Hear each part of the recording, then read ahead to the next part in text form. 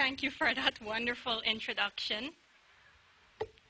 Registrar, Vice Chancellor, Pro-Chancellor, other members of the stage, Director for the Berbice campus, Deans, other faculty, administrative, and academic staff, special invitees, graduates of 2018, members of the media, members of the audience, members of the police force, a special good afternoon to you all. First of all, let me extend congratulations to the batch of 2018. Well done, you've made it. I stand here before you this evening to deliver a speech that is supposed to be motivational, inspirational, and real. So I decided to talk about me and my life. When I was a little girl, I had no dreams of attending a university. I didn't even know what a university was. All I knew was that I had to go to school, I had to pass every test, and it had to be first place. There was never any negotiation. Nothing else was acceptable in my house. As was said, I was born into a family of rice and cattle farmers for many generations, but they knew the value of education. What was most impactful in my life was that I had parents who knew the value and core principles in raising children. My mom ensured that we had everything needed for school, including home-cooked meals 3 times a day. We were well fed. My dad, on the other hand, did one thing that made us all successful. He didn't do the homework, etc., but he rewarded us for our positions at the end of each term. We were given cash and gifts. So basically, at the beginning, I was paid to be smart. Eventually, it became a norm, so I never settled for anything less.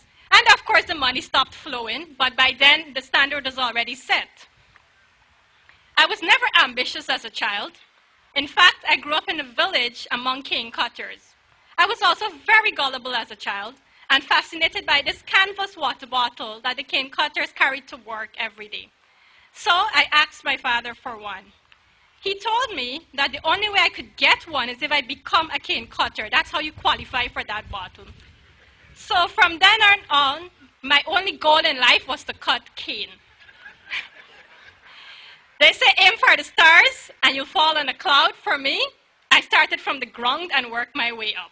Thank heavens, I got my very own canvas water bottle 2 birthdays ago from a very dear friend. So for me, dreams do come true.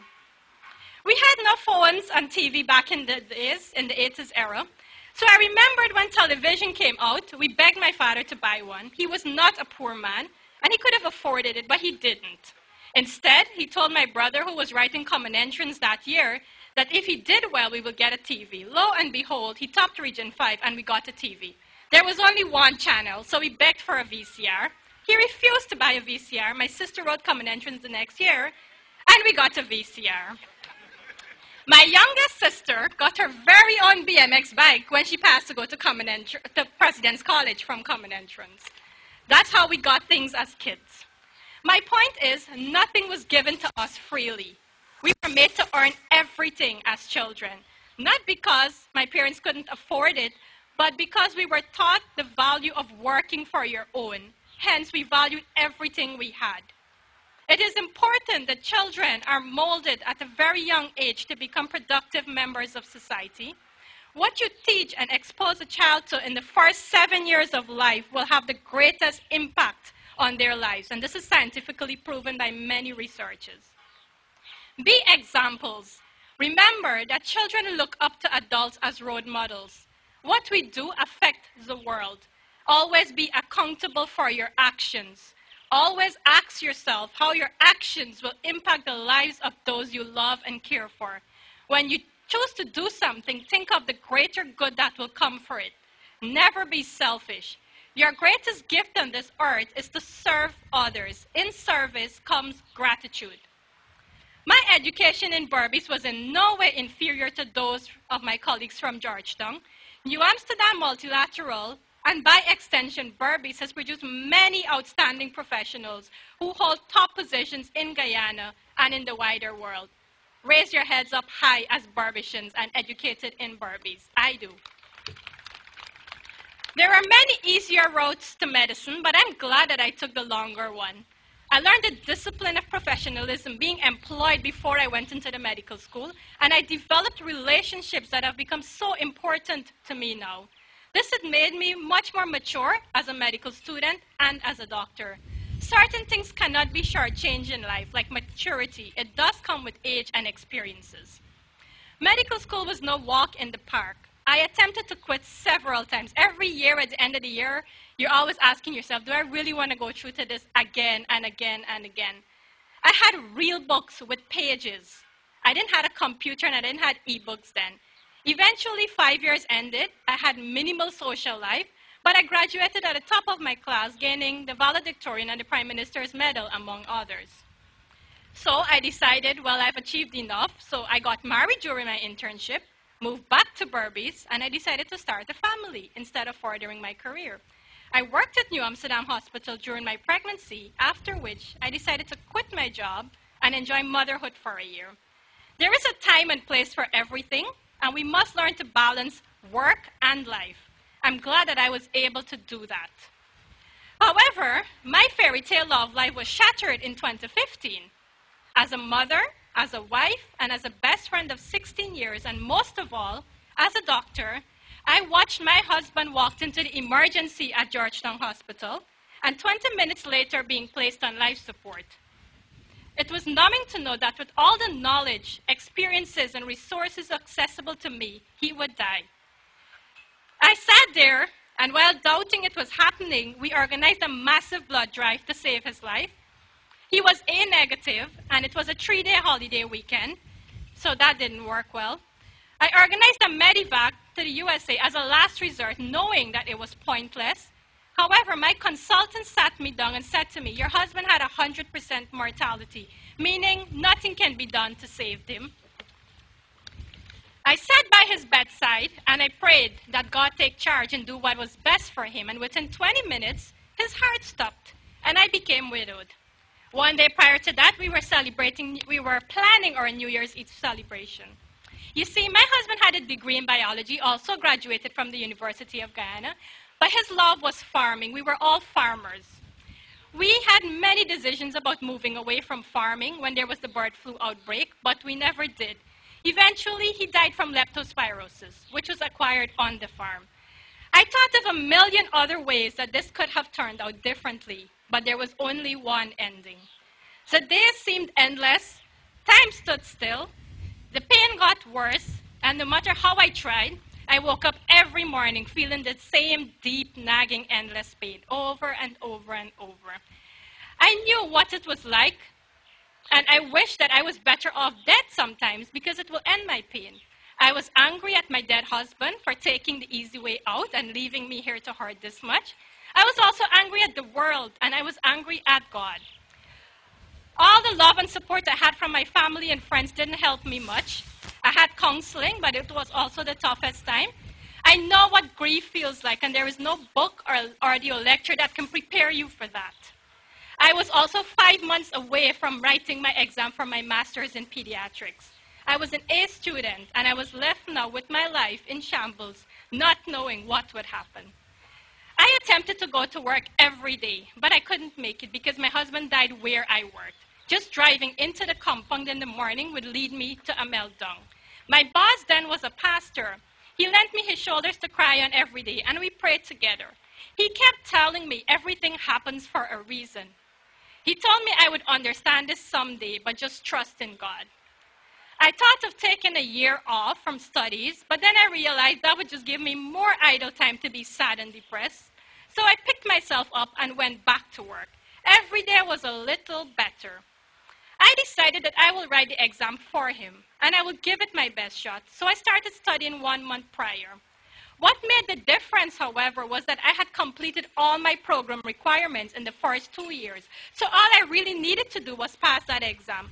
Being top of the game always works. Fast forward, the days got better. I wrote my exams, and I graduated for the 3rd time from the University of Guyana with my master's in pediatrics, all the while working and raising my child now as a single mother. I prayed about it, and I began to see things differently. Subconsciously, I started to value things. My time was more precious now. I ensured that I spent it on the people and the things I love. My senses became heightened, and I was able to appreciate the little things like birds chirping or the colors of flowers when I walked by. And what was surprising to me was the music I listened to all my life had meaning now. What I summed up this transition to is something called gratitude. I became thankful for everything that has happened to me. I started talking about my husband without crying, and I smiled at his memories. I bragged about how blessed I am to have experienced unconditional love that people search for their whole lives. I started thanking God for bringing him into my life and for giving me my son Liam to complete me on this journey. I feel now that I'm the luckiest person alive. Coming out of a tragic loss and the worst depression, I became a better person, and I wouldn't change a thing. My experience has made me better in every aspect. I deal with death all the time at my work, but I never understood what it did to family. Now, when I tell families that their child will die or is dead, I can sit with them, and I can cry with them, and I can comfort them. And when they look at me and say, "You don't understand, you're an average doctor," I smile because I understand everything. I have lived it. I am able to show empathy and compassion, and I'm able to counsel my patients and relatives better now. Throughout this journey, I have discovered that I am one amazing woman. I am unstoppable. I embark on tasks and I get them done 100% of the time. Every day people ask me, "How do you do it?" I teach, I work, I sit on research committee. I am an active researcher, and I'm a homemaker most of all. I pride myself in that. I have a son who eats curry chicken every day with roti. And he does not buy food from the school, so I have to make food every day for him. He has the stomach of a Barbadian farmer. Today, I hold many roles and titles. I didn't let my circumstances define me. I didn't victimize myself for all that I went through. I hit rock bottom, and I know what that's like. So I appreciate happiness because I have been sad. I live by certain principles that has made me who I am, and I encourage you all today to develop and practice good habits. The famous Aristotle quote that the Vice Chancellor and I have in common: "We are what we repeatedly do." Excellence then is not an act, but it's a habit. Start your day right. Get up early, pray, meditate, exercise, drink a glass of water, and have a good breakfast. This sets the pace for a productive day. Make a to-do list and ensure that it is complete at the end of each day. Nothing spills over. I stay up late at nights if I have to so that I can finish my to-do list. And these little habits have made the most difference. Surround yourself with good people. I have found out that people you interact with the most will have the greatest impact on your life. Always choose good company who will teach you something, who will make you better, who will influence you positively. Show me your friends and I will tell you who you are. My mom always said that to me, and I understand that now. Find your rock and be a rock in someone else's life. My sister was my rock and always is. There are toxic people out there, and we can't save them all. Know when to draw the line. Eleanor Roosevelt said, and I live by this: great minds discuss ideas, average minds discuss events, and small minds discuss people. This has been instrumental in me choosing my very close circle. One thing I'd like to encourage you to do is smile.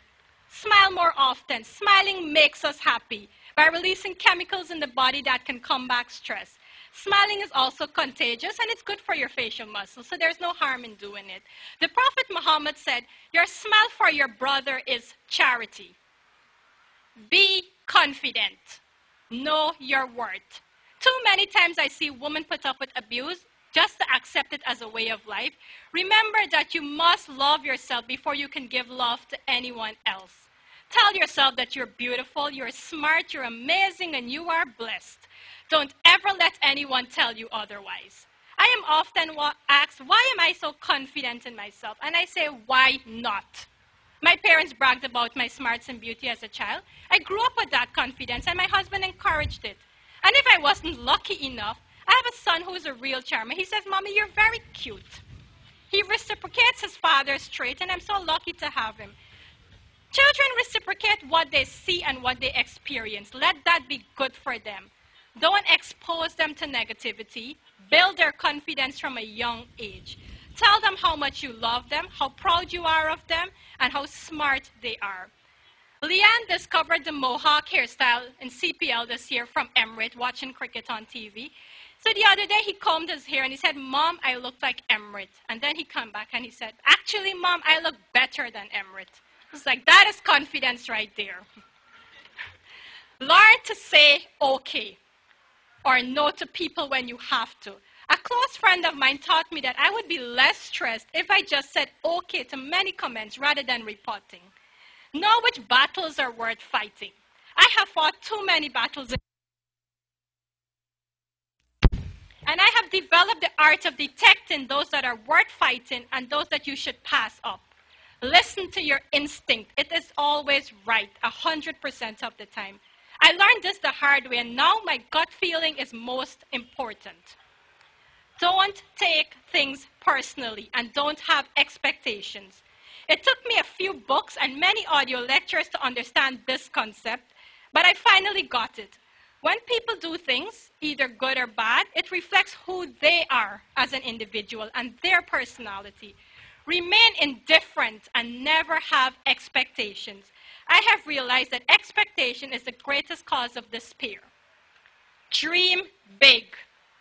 Go out there and have plans. Don't ever say it is impossible.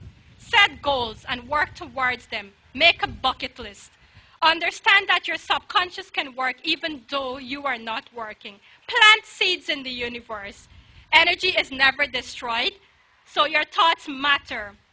After graduating for the third time from the University of Guyana in 2016, I told my family that I would not subject them to another graduation exercise unless I am faculty on stage. And that was my goal for 60. Here I am at 35, 2 years later, giving my keynote, back on stage, wearing this gown for the fourth time now, and I am faculty. At 60, I am 35 now, so dream big. Lose yourself in service to this planet. Service is the most rewarding thing there is. Volunteer as much as you can. Help keep the environment clean. Plant a tree or your own garden. As Barbadians, we all have a garden, or we should have a garden. Do it for the love and not for the likes, as Chronic said, and I love that song. When people ask me why I'm still at Georgetown Hospital after all these years, I say it's the most rewarding thing I can do with my life. I get to deliver care to the less fortunate children, and I get to teach medical students and mentor them at the same time. Remember to pass your knowledge on. It is because of great teachers like Dr. Dubé and Dr. Rambaran who molded me so that I can stand here today. Little things like helping the neighborhood kids with their homework and keeping lessons in the village will make a dramatic difference. You are soon going to be graduates. Carry yourself with dignity. Make the University of Guyana proud and make this country proud. When I'm asked by visiting professors from all over the world where I studied, I proudly say University of Guyana. Most of them are unaware that we have a postgraduate program. They're always impressed.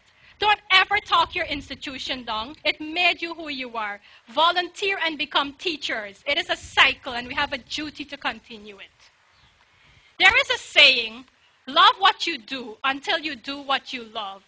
Whenever you go into a new job or embark on a journey, it may not be what you wanted or what you have expected, but always give it 100%. You will impress your leaders enough to take chances on you. If you're going to do it right. Other things that make you successful, things like traveling and reading. When you travel, you meet new people, you understand new cultures, and you open up your mind to new possibilities. Explore Guyana and the wider world. I know there are many Guyanese who would have traveled to the US and to Canada, but have never seen Kaitro Falls, much less the Rupununis or Leg One. So learn your country. Don't save all your money, live. Tomorrow is never guaranteed. Read. It sharpens your vocabulary and your knowledge, and it helps you answer a lot of Jeopardy questions. Become readers and see how it will transform you. The last book I read was The Alchemist, and it was a truly breathtaking experience. My most important lesson that I have learned at this stage of my life from all of my cumulative experiences is to be grateful. Be full of gratitude. I listen to Joel Austin on my way to work every morning, and it sets my day. Be thankful and never complain about how bad things are. Look at your glass half full instead of half empty. Be an optimist and not a pessimist. Be thankful for your life because many others didn't make it this far. Be thankful for your family. You're stuck with them for a life. So love them unconditionally. Be thankful for the food and other necessities that you have that others may lack. Be thankful that you live in Guyana where there are no natural disaster. We have amazing weather and we have bountiful resources. And remember that things can only get better. It always does. Never doubt anything in your life. Everything happens for a reason and to teach us something. Always ask yourself, what is this trying to teach me? What did I learn from this experience? Go forth and make us proud. Make yourself proud. Make your family proud. And make the university proud. But most of all, make Guyana proud. I take pride in being Guyanese. I take pride in the education I received from the University of Guyana. Everything that I have achieved was because of hard work and commitment, and I enjoy a good quality of life in Guyana. It can be quite frustrating at times, and life is not a bed of roses. It is what you make of it. You are the author, so don't let anyone else write your story. I have learned that you have to have high standards. You have to maintain high standards and consistency in every aspect of your life. You cannot separate it. Malcolm X said, if you stand for nothing, you will fall for anything. Stand for something.